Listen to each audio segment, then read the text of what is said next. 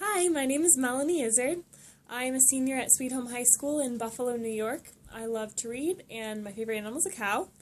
And when I was in 10th grade, something crazy happened to me.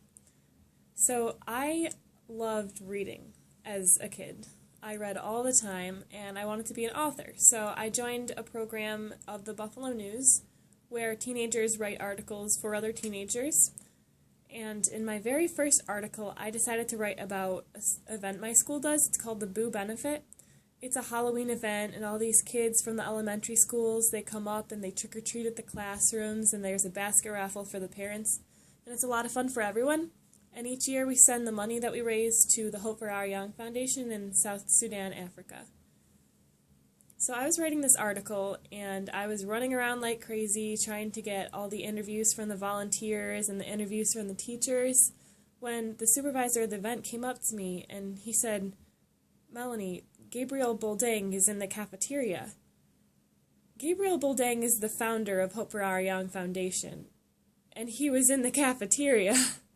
So I had to go interview him, and I was crazy nervous. I was wearing my Alice in Wonderland Halloween costume, and I went in there, and I saw him talking to Mr. Aquilino, the supervisor. He introduced me to him, and as soon as I shook Gabriel's hand, I knew that was the kind of person I wanted to be. He told me all about how he came from South Sudan and how he was a refugee, and he learned English, and he had an education in Syracuse, New York, and how he just wants to bring it back and help the people in his country. So they built a school with money raised from our events and other events, and in that school he was telling me how the money that we raise now we're going to give to the teachers to help pay for the teachers and use money to build fences to keep the cows out. And it was just so crazy to think that there's cows wandering around this brand new school in Africa, and our group helped to build that school for kids to be educated. At that moment, I knew that with my life, I didn't want to be an author. I wanted to change people's lives.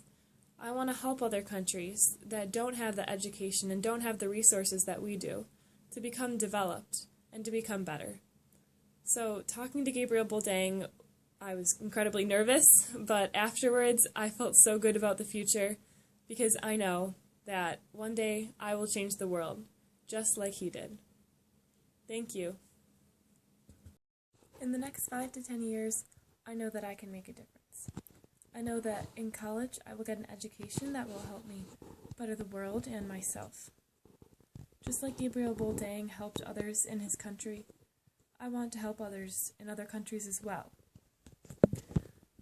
I think that people in America are very privileged, and I think that I can share my gifts with people in other countries, and I think that at a school like American University where I can study abroad and learn in such a global way, I think that within 5 to 10 years I will be helping people just like he did, and I think that I can start up a program that will either build a school or help out people in Africa or other undeveloped countries.